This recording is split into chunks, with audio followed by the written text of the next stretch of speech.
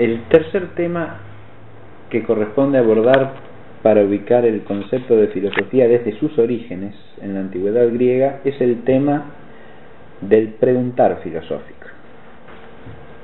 Puede decirse que la filosofía está asociada originalmente a cierta pregunta y también a cierto tipo de preguntas. Son dos vías diferentes que trataremos de recorrer. En primer lugar, hay una pregunta fundamental que está en la base del filosofar. Y esa pregunta es la que formulan todos los primeros filósofos, los llamados filósofos presocráticos. Podríamos decir que esa pregunta es la característica que permite reconocerlos como filósofos, o desde la cual los griegos de su época distinguen en ellos un tipo de reflexión que los caracteriza en relación con cualquier otro autor de obras literarias. Esa pregunta es la pregunta por la argé de la physis.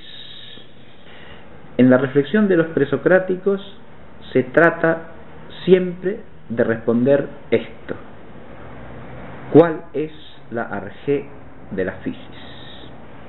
La estoy formulando usando los términos griegos de la pregunta, porque son dos conceptos que hay que aclarar. Primero se pregunta por la argé. El término griego argé se traduce básicamente por principio. La raíz de esa palabra está vinculada en todas sus derivaciones a la idea de lo que es primero. Dicho lo cual, surge una dificultad porque primero se dice de muchas maneras, es decir, es una noción analógica. Se puede ser primero en un orden jerárquico, se puede ser primero en un orden cronológico, se puede ser primero en un proceso histórico, se puede ser primero en un orden de causas. Hay distintos tipos de primariedad. Por eso también caben distintas traducciones específicas del término argé. Si nosotros traducimos argé por principio, podemos advertir fácilmente el problema que estoy planteando, porque la palabra principio en castellano también tiene la misma dificultad. Cuando yo digo principio en castellano, puedo estar refiriéndome al comienzo de algo, o puedo estar refiriéndome a un fundamento de algo. Un principio es algo que fundamenta, pero también es simplemente un comienzo. La pregunta filosófica implica un determinado modo de pensar la argé. Dicho de otra manera, se corresponde con un concepto preciso de argé. Cuando nosotros preguntamos por la argé, por el principio, podríamos entender eso en un sentido histórico, y entonces preguntaríamos por lo que está primero en el origen de la historia, o en el origen de un proceso histórico que se da en el tiempo. Esta pregunta por los orígenes en el sentido de lo más antiguo, lo primero, lo primordial, podríamos decir, aquello de lo cual o a partir de lo cual se desarrolla un proceso, es el sentido que argé tiene en general en el pensamiento mítico griego. El mitos para la mente griega es un modo de pensar, y esto es lo primero que hay que entender. No es una ficción de la imaginación el mito. Mitos se traduce primariamente en griego por narración o relato, pero no cualquier relato o narración es un mitos. El término mitos implica una doble connotación. Se trata de un relato o narración sobre los orígenes. Pueden ser los orígenes de una ciudad, pueden ser los orígenes de un pueblo o de parte de un pueblo, o pueden ser los orígenes de la totalidad de las cosas, de los dioses, de los hombres y de la naturaleza entera. Y así tendremos mitos políticos, o sea, acerca del origen de una ciudad, o mitos helénicos acerca de los orígenes de las estirpes griegas, o mitos teogónico-cosmogónicos, es decir, acerca del origen de los dioses y del cosmos. En todos los casos, el mito versa sobre los orígenes, sobre lo que es arcaico en el sentido de primordial, originario, lo que está en la raíz histórica de lo que viene luego. Y en ese sentido el mito fija en la concepción griega un sentido para la actualidad, porque al remontarse al origen se descubre el para qué del propio presente. Esta es la idea del mito. El mito, al remitirse a lo originario, a lo primordial, remite a lo que es el auténtico origen o fuente de que dimana el sentido del propio presente. La primera connotación entonces del relato o narración que es un mito es que se refiere a los orígenes, y en ese sentido el mito es arcaico y trata de la argé, pero de la argé en el sentido de origen histórico, origen como comienzo y al mismo tiempo fuente de una realidad histórica. Y entiéndase, de una realidad histórica. El mito en ese sentido es lo opuesto a una mera ficción. Cuando Tucídides quiere precisar el modo propio de hacer historia, y la historia concebida por Heródoto y Tucídides tiene que moverse en el plano del logos, no del mitos, dice que el historiador tiene que evitar los relatos hechos al modo del mito. Es decir, no está hablando de el mito mismo. El mito tampoco es el asunto del historiador. El historiador tiene que investigar desde el logos los acontecimientos del pasado. Pero lo que Tucídides dice no es que tiene que evitar la referencia al mito, tiene que evitar hacer relatos al modo de mitos. Eso lo puede hacer el poeta. El poeta puede tomar un tema mítico y elaborar un relato según su propia imaginación. Es decir, tomar la tradición mítica y reelaborarla con cierta libertad, precisamente porque es un poeta. Pero eso no lo puede hacer el historiador. El historiador no puede hacer relatos al modo del mito. Pero decir al modo del mito no está hablando del mito mismo, está hablando de un relato que toma elementos míticos y los reelabora imaginariamente. Eso es lo que el historiador no tiene derecho a hacer. Esta consideración marginal la hago para que se advierta que el mito es un relato primariamente, y no un relato disociado de la realidad histórica, sino profundamente ligado a ella. Y tan ligado está que el segundo rasgo que tiene que tener un relato para ser un mito es proceder de la tradición. Es decir, los mitos no son invenciones arbitrarias. El mito es un relato acerca de los orígenes, primera cosa, pero segundo, es un relato que viene de los antiguos. Es arcaico también en este otro sentido. Viene de los hombres que vivían en los orígenes. Ese carácter arcaico para la mentalidad griega antigua reviste un sentido teándrico, porque al venir de los antiguos viene de hombres que vivían en una comunión más profunda con la divinidad. Esta es la idea que subyace a la idea de que viene de los antiguos, y por lo tanto son relatos que contienen una sabiduría más que humana. Por eso el mito no es algo que se pueda despreciar, sino algo que no es logos no es el esfuerzo tenso de la inteligencia humana por captar el orden del ser de las cosas, no es eso, es un relato acerca de los orígenes que viene de la tradición de los antiguos, pero que necesariamente hay que tener en cuenta como complementario del logos. Este es un punto sobre el que voy a volver dentro de un momento. Ahora he introducido el tema del mito. ¿Por qué? Porque los mitos también tratan de los orígenes. Yo he hablado acá del mitos, y la noción de mito es una noción griega. Esto se puede analogar a lo que sucede en otras culturas, y es lo que hacen en general los antropólogos y los etnólogos cuando hablan de los mitos como algo propio de toda sociedad o de toda cultura.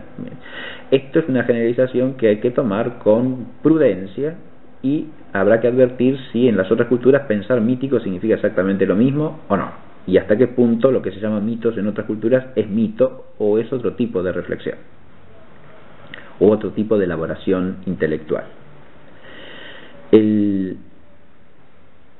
Pero es claro que en las culturas del antiguo Próximo Oriente, por ejemplo en Mesopotamia o en Egipto, hay relatos acerca de los orígenes, acerca de los orígenes de los dioses, de los orígenes del universo, ¿no?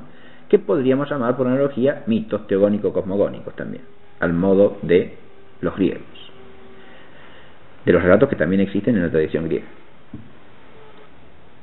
Pero aún tomando ese carácter más general, insisto en que es problemático que, por ejemplo, los egipcios concibieran a sus especulaciones teogónico-cosmogónicas como un relato. Eso habría que estudiarlo bien en cada caso y ver si se puede aplicar la misma noción. Cuando los primeros griegos que son reconocidos como filósofos preguntan por la argé de la physis, no preguntan por argé en este sentido que es el del pensar mítico. No se trata de la argé como origen histórico, como lo primordial. Se trata de argé en otro sentido de principio.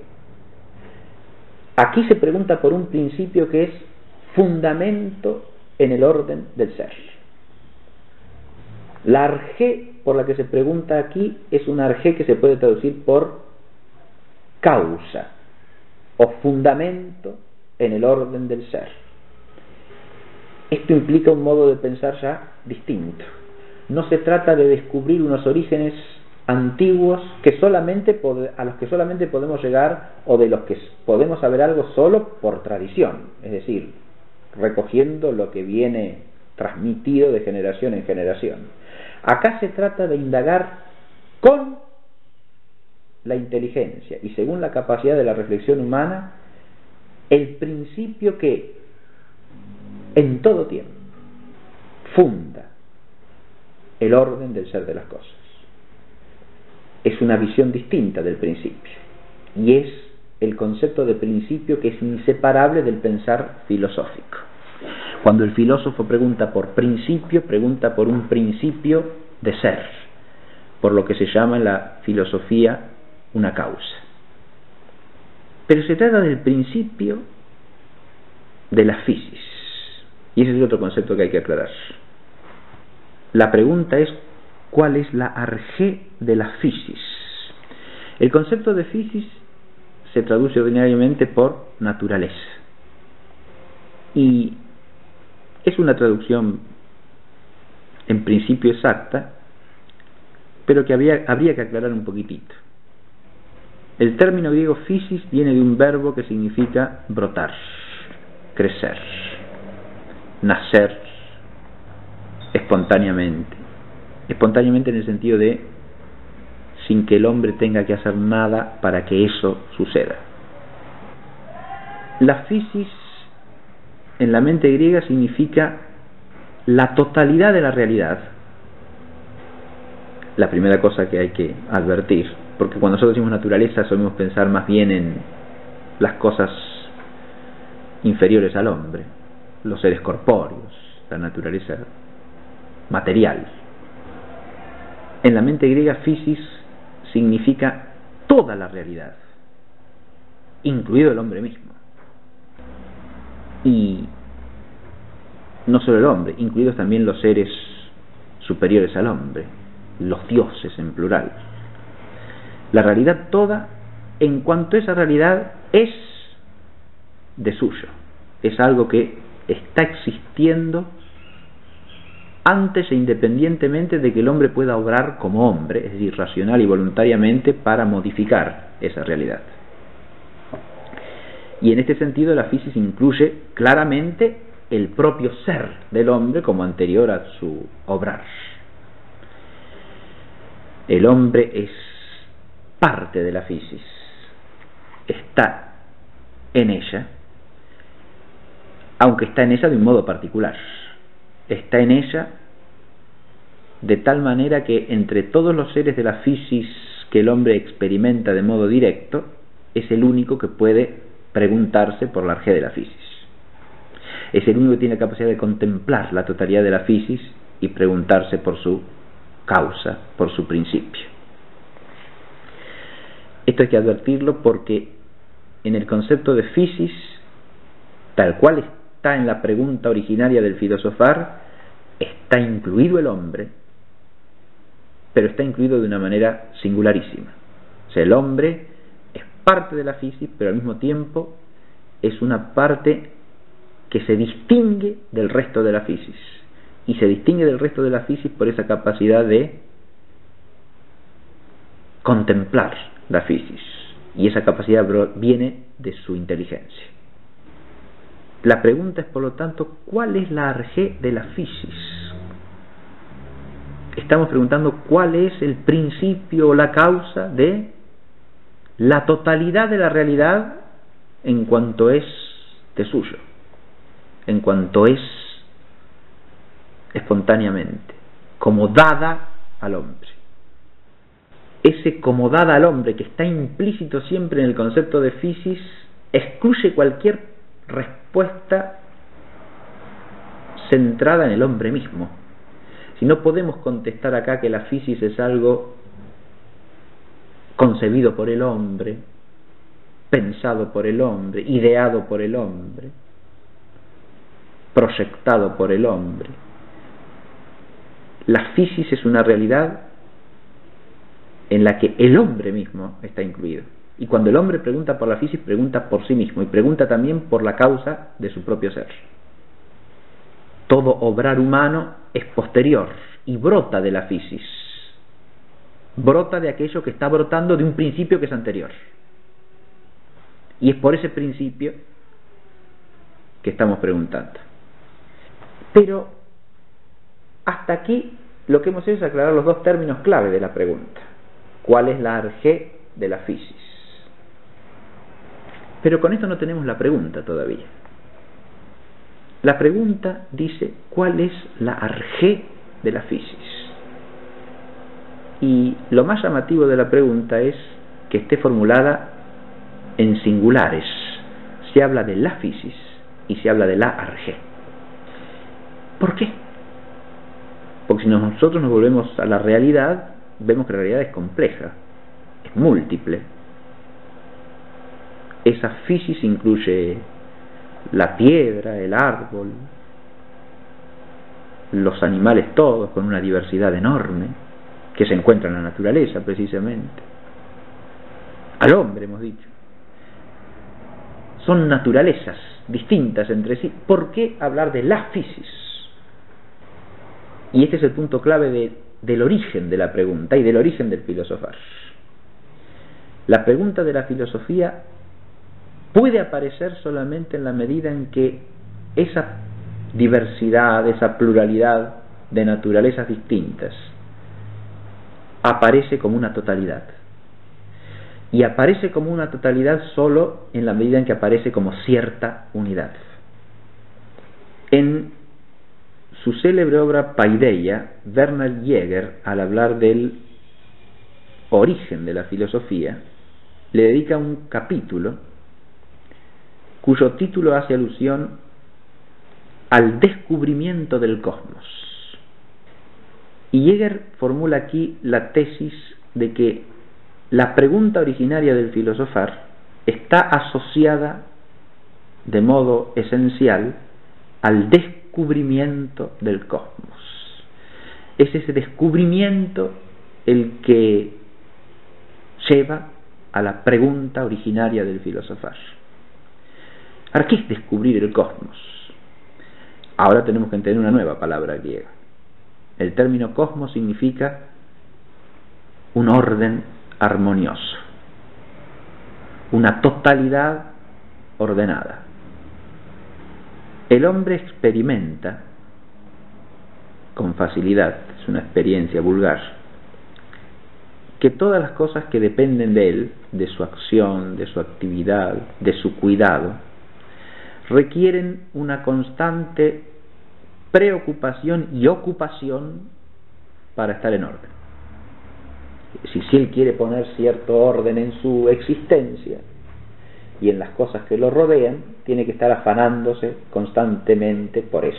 Si no, esas cosas tienden a desordenarse y terminan siendo un caos.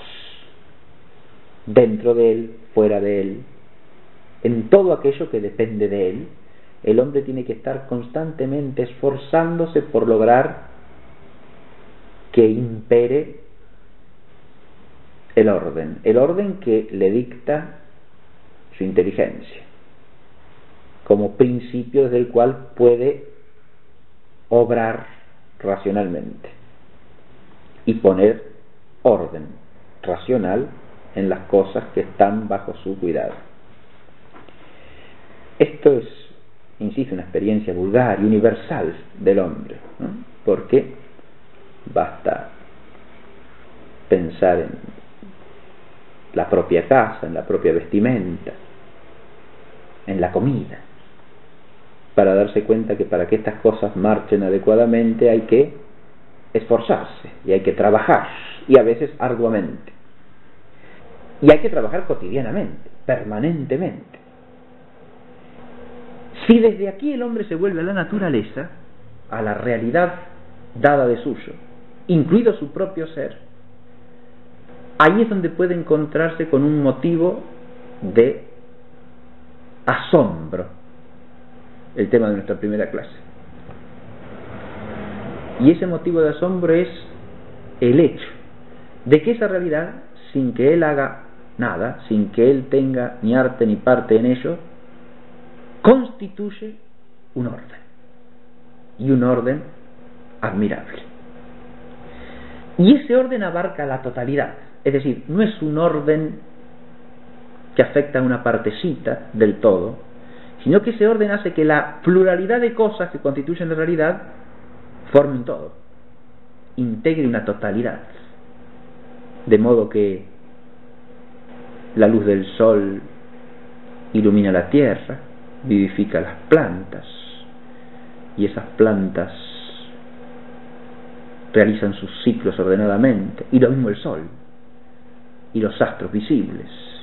Es decir, la totalidad de las cosas tiene un orden, y ese orden existe hasta en la propia naturaleza humana, en el cuerpo del hombre, con sus órganos al servicio de la totalidad del vivir humano, en el espíritu del hombre,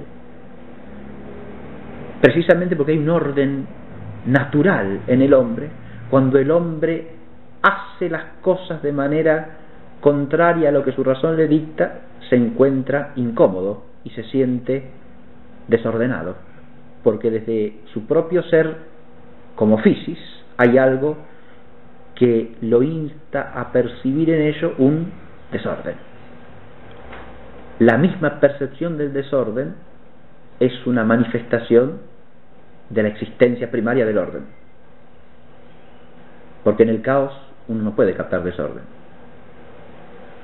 Si todo es caos, no puede haber desorden alguno.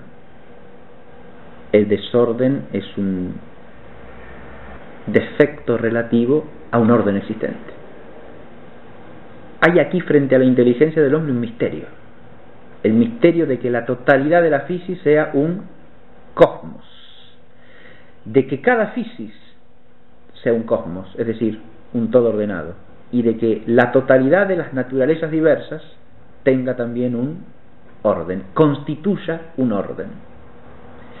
Ahora bien, ese orden, es anterior al hombre, es independiente del hacer del hombre y lo incluye a él mismo. Por lo tanto, el hombre, si quiere ser fiel a su propia naturaleza de ser racional, capaz de entender y de contemplar la realidad que lo rodea y su propio ser en esa realidad, no puede dejar de preguntarse por el principio de ese orden. Es decir, ¿qué es lo que hace que esa totalidad sea un cosmos? ¿Qué es lo que hace ser a esa totalidad como un cosmos? Y recién ahí estamos tocando a las puertas de la pregunta filosófica.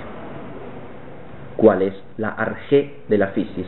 ¿Por qué la arjé? ¿Por qué el principio y no los principios? A este respecto podríamos objetar que en algunos presocráticos se postula más de un principio, y sin embargo, para que la totalidad sea inteligible, si es una totalidad, en el fondo tendremos que encontrar un principio, no una pluralidad de principios, porque precisamente la pluralidad de las naturalezas lo que constituye es un orden, y por eso hay una physis en singular, es decir, por eso hay no naturalezas entre sí paralelas e independientes, no partes disjectas de un todo natural que no es un todo, sino un conjunto de todos incomunicantes, sino un todo. Y si hay un todo, hay que preguntar por una causa, que es la que hace que esa pluralidad sea un todo. Recién ahí, insisto, estamos tocando a las puertas de la pregunta filosófica: ¿cuál es la arjé de la physis?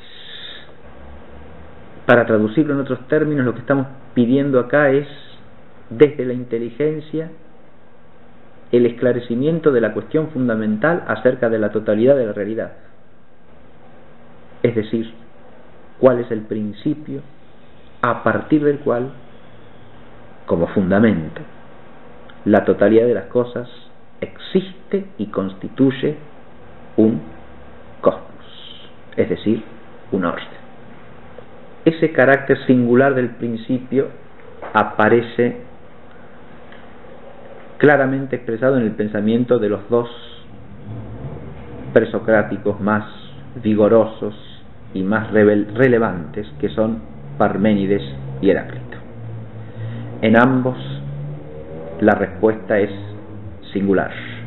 Hay un principio último, fundante del todo, que en Parménides se nombra como lo que es en sentido único y eminente, el ente por excelencia, y en Heráclito se nombra como el logos universal, que es el principio del orden de la totalidad de la physis y es la fuente de la que participa todo otro logos, el logos humano entre ellos. Tanto en Parménides como en Heráclito, ese principio está pensado en un sentido claramente metafísico. Ese principio es un principio de ser, y es un principio en el orden del ser. En Parménides expresamente recibe ese nombre, es el ser, es lo que es, no lo que deviene, no lo que es y no es, lo que participa del ser y del no ser, como todas las realidades del mundo, es decir, de la naturaleza, sino el ser, plenamente ser, puramente ser, siempre igual a sí mismo, eterno, inmutable.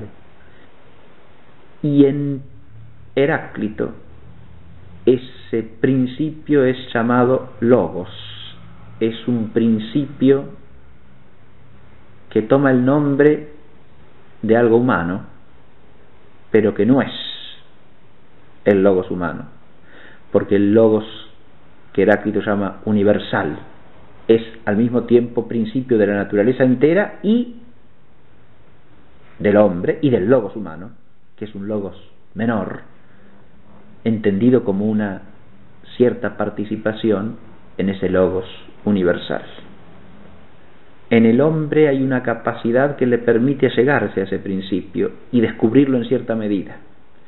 Esa capacidad es la inteligencia, y eso también está explícito en Parménides y en el propio Heráclito.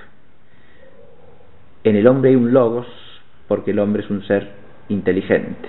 En el hombre hay noein, es decir, inteligir, y por eso el ser es el objeto propio del pensar humano entero y del vivir humano, porque el hombre está abocado por su inteligencia a captar el ser. El ser y el inteligir son inescindibles entre sí.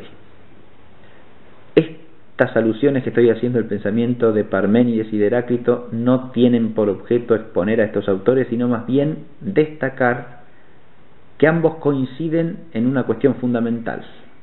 Hay un principio fundante del cosmos, y ese principio, como he dicho, es un principio de orden metafísico. No es una realidad material, ni puede serlo. No es una realidad meramente inmanente, ni puede serlo tampoco. Es una realidad que de algún modo trasciende y rebasa a la totalidad de la naturaleza, y es una realidad, por eso mismo, divina. Esto es evidente tanto para el ser de Parménides como para el logos heraclitiano.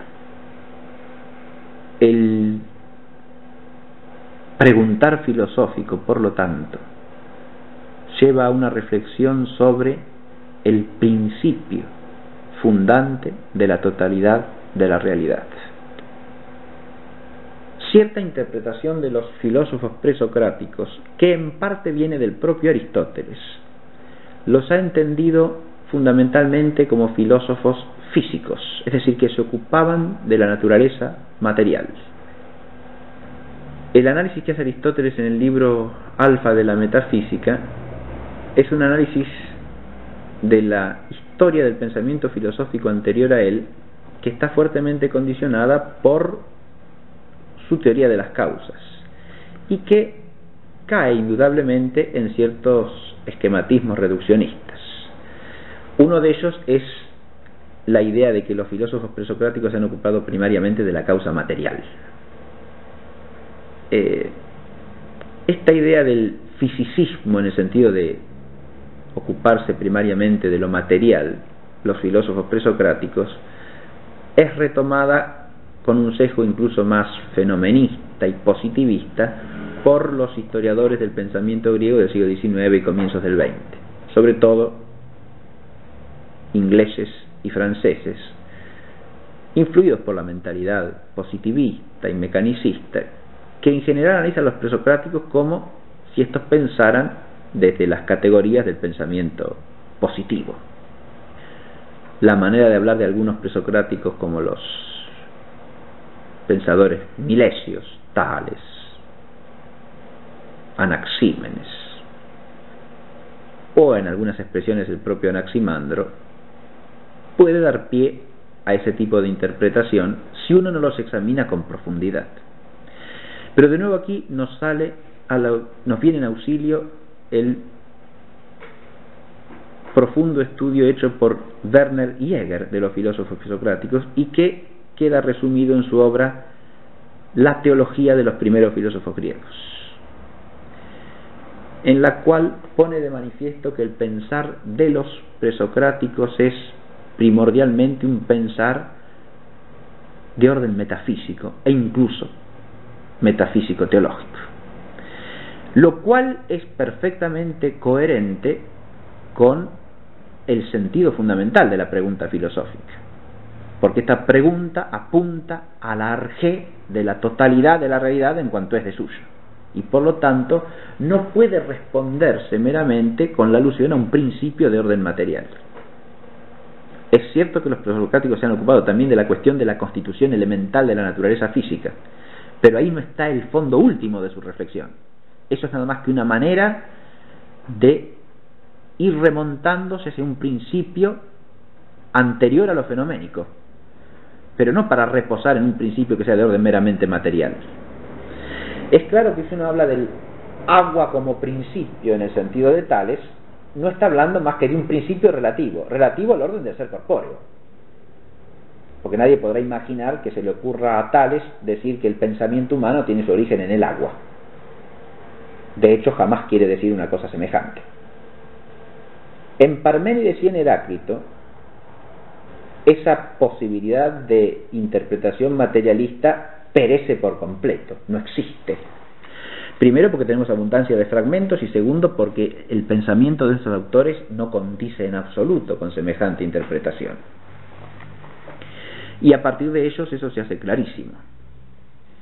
Ambos están buscando un principio de orden metafísico y que como primer principio tiene una absolutidad que sólo puede corresponder a lo que se llame propiamente Dios. Y en este sentido están en la misma línea en que se ubicarán Platón y Aristóteles, que no en vano reconocen a estos dos grandes presocráticos como sus antecesores fundamentales.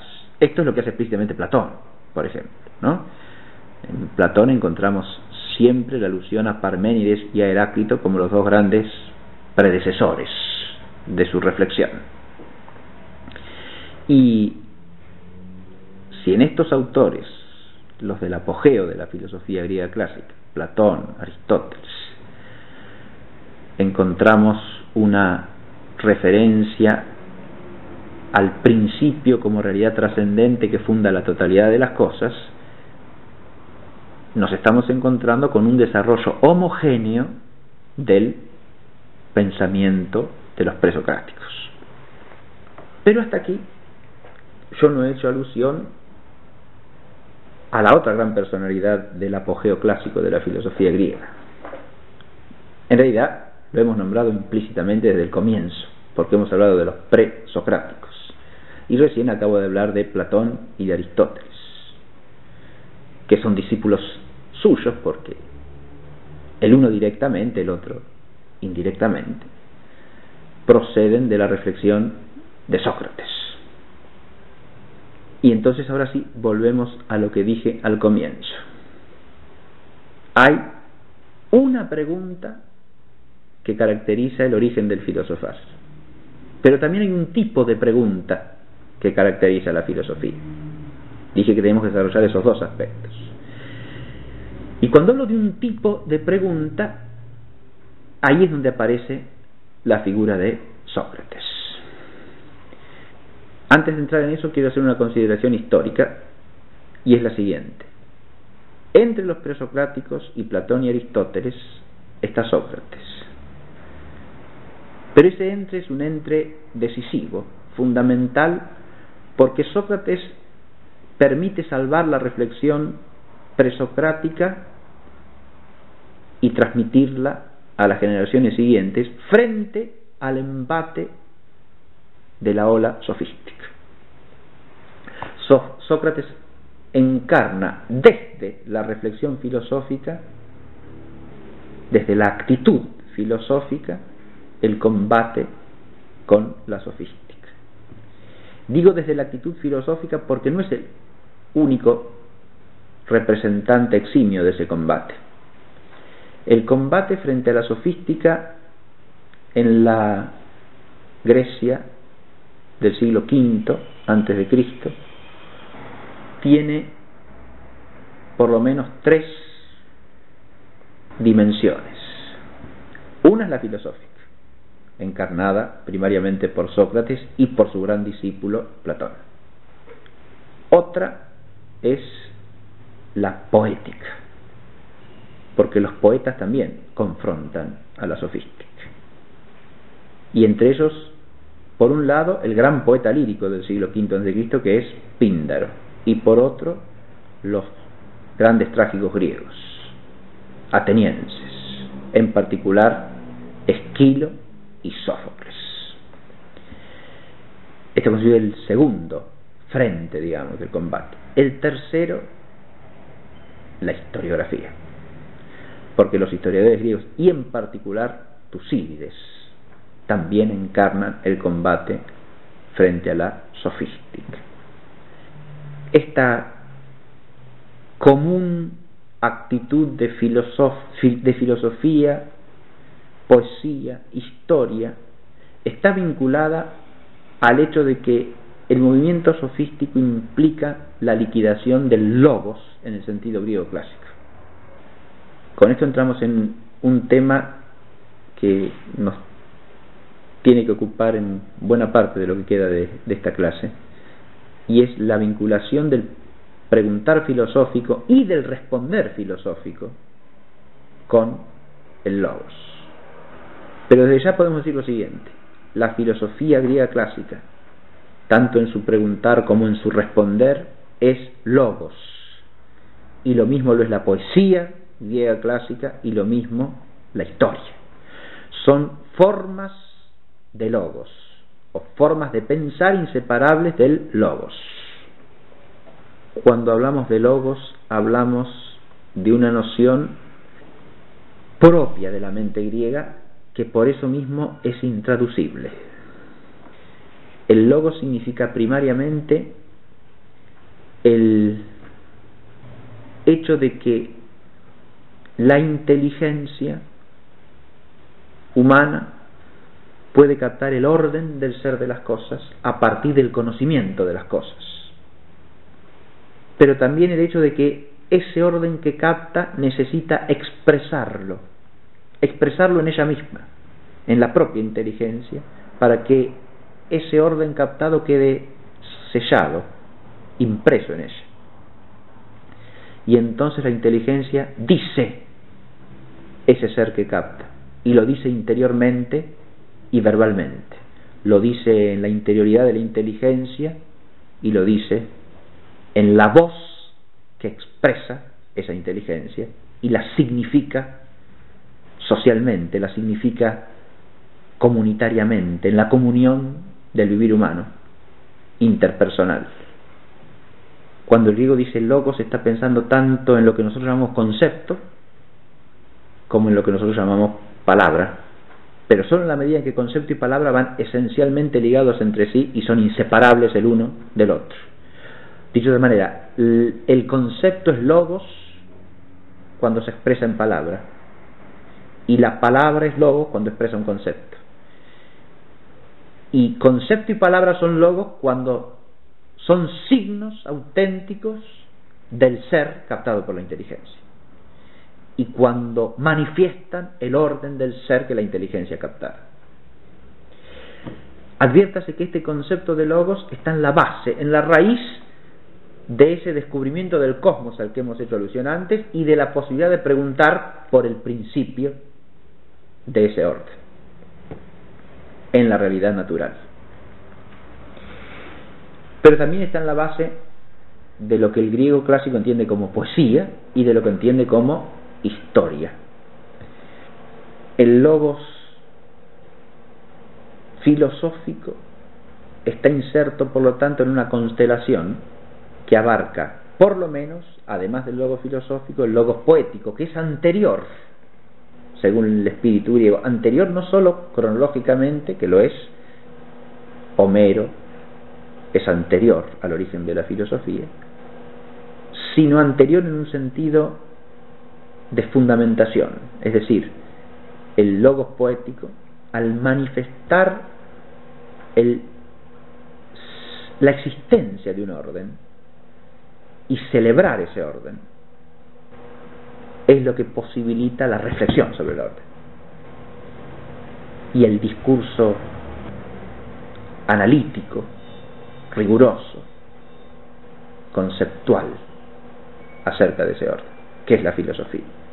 Y a su vez ese discurso filosófico es el que posibilita que el hombre se vuelva desde el logos a su pasado para tratar de entenderlo como un orden, en la permanencia de la condición humana a través de los hechos contingentes del pasado, que se pueden concatenar significativamente y adquirir un sentido solo en la medida en que se advierte que la existencia del hombre tiene un sentido en la totalidad del orden, que es el cosmos universal. Entonces hay una concatenación entre esas dimensiones del logos, y en la filosofía forma una parte de esa constelación que no puede ser rota sin que las partes sufran no ya una merma, sino incluso una destrucción esencial.